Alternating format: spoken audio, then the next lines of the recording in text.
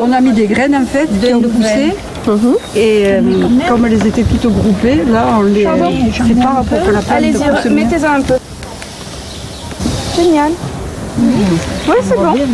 Oui, allez-y, vous pouvez le mettre là. Préserver son capital santé et améliorer sa qualité de vie, tel est le but des ateliers jardins adaptés.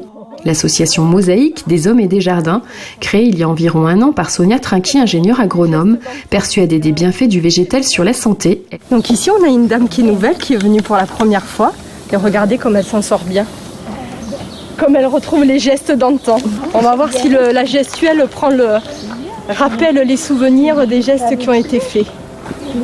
Elle anime des activités de bien-être adaptées à un public spécifique, seniors avec handicap, Alzheimer, personnes autistes, et offre un cadre sécurisé et rassurant.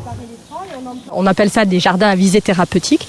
Ça veut dire que c'est l'atelier jardin, le fait de jardiner, c'est le médiateur pour faire de la prévention santé, voire même essayer de réduire un peu les troubles qui sont des troubles qui peuvent être cognitifs, comme la maladie d'Alzheimer, des troubles moteurs comme la maladie de Parkinson, et après tout simplement la vieillesse. Forcément, en vieillissant, de plus en plus, des petits bobos, j'ai mal là, nous font dire « Ah ben non, jardiner, je peux plus, j'ai plus envie, je suis pas capable ».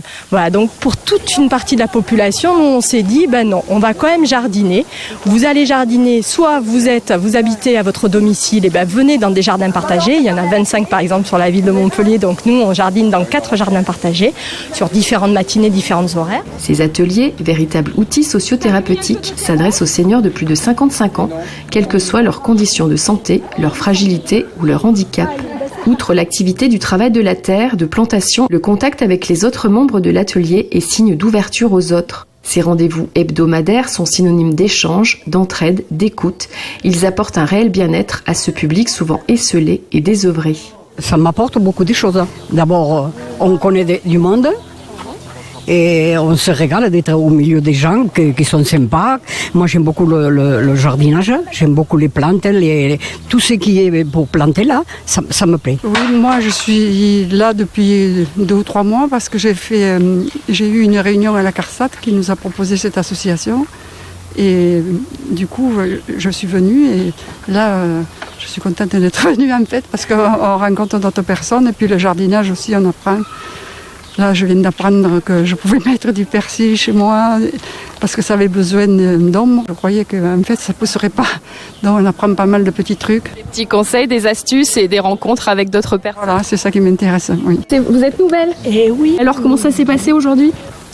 On m'a aidée et voilà, et je suis contente. J'ai choisi de faire un service civique dans l'association Mosaïque parce que je voulais découvrir un peu le monde du jardin que je connais pas trop et bien sûr être avec des personnes âgées qui ont plus ou moins de difficultés. C'est une première approche pour moi auprès de ce genre de public que je vais sûrement avoir à faire dans ma vie future. Sur les doigts de pied. Mais La mission qu'elle proposait me convenait tout simplement. Être dehors, aider des gens, ça vous plaisait ? Puis c'est un peu ce que je veux faire plus tard. Vous voulez faire quoi plus tard ? Moniteur éducateur. Initiateurs de rencontres et de liens intergénérationnels, les ateliers de jardinage aident à prévenir les risques liés au vieillissement. c'est bien parce que ça vous a fait vous redresser. On a un atelier qui est réservé aux gens qui ont la maladie d'Alzheimer, donc c'est ce qu'on appelle les couples aidants-aidés. Ça veut dire qu'une personne qui a son mari, sa femme, sa mère ou sa sœur qui a la maladie d'Alzheimer vient jardiner avec nous et nous on s'adapte. Ça veut dire qu'on permet aux aidants de souffler un peu, de se faire du bien, de se dire bon on va communiquer avec d'autres aidants, se dire voilà la vie est difficile quand on est un aidant et en même temps quand on est les malades, nous on est plusieurs, on est une équipe par exemple aujourd'hui on est 3 où du coup on peut vraiment aider la personne qui est malade, de pouvoir continuer à sentir, à toucher, à faire des choses. C'est faire.